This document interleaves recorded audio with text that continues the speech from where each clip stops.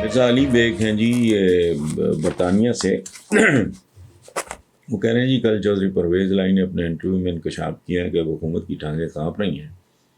انہوں نے عمران خان پر بھی بہت تنقید کی اور یہ بھی بتایا کہ تمام اتحادی جماعتوں کا جھکاؤ اپوزیشن کی طرف ہو گیا ہے. مجھے لگتا ہے کہ جتنی اپوزیشن نے سرتھلی مچائی ہے تو لگ رہا ہے کہ اب تحریک عدم اعتماد کے چانسز 50-50 ہو گئے. آپ کیا سمجھتے ہیں کس کو گھبرانا چاہیے؟ تو مرزا علی بیگ صاحب صرف اور صرف عوام کو گھبرانا چاہیے، کیونکہ یہی اس ملک کے عوام کا مقدر تھا، مقدر ہے اور مقدر رہے گا. ایک شعر سناتا ہوں آپ کو. شاعر لوگ بس ایسے ہی ہوتے ہیں، اسی لیے ہمارے دین میں شعر و شاعری کو ڈسکریج کیا گیا ہے. شعر کیا ہے؟ بازار بڑا اچھا ہے، تجھ سے شکوہ تو نہیں کاتب تقدیر مگر،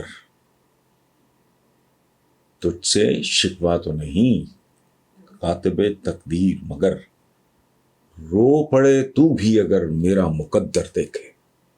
شعر ایک دفعہ تو بندے کو پریشان کر دیتا ہے، لیکن فضول اور غیر منطقی شعر ہے، کیونکہ انسان کا مقدر اس کے اپنے کرتوتوں کا عکس ہوتا ہے.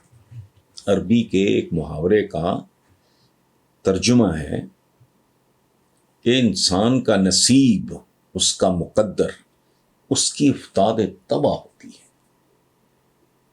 How focused you are, how hard working you are.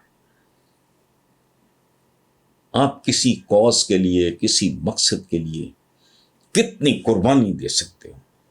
آپ کے پاس شعور کتنا ہے، عقل کتنی ہے، منطق کتنی ہے.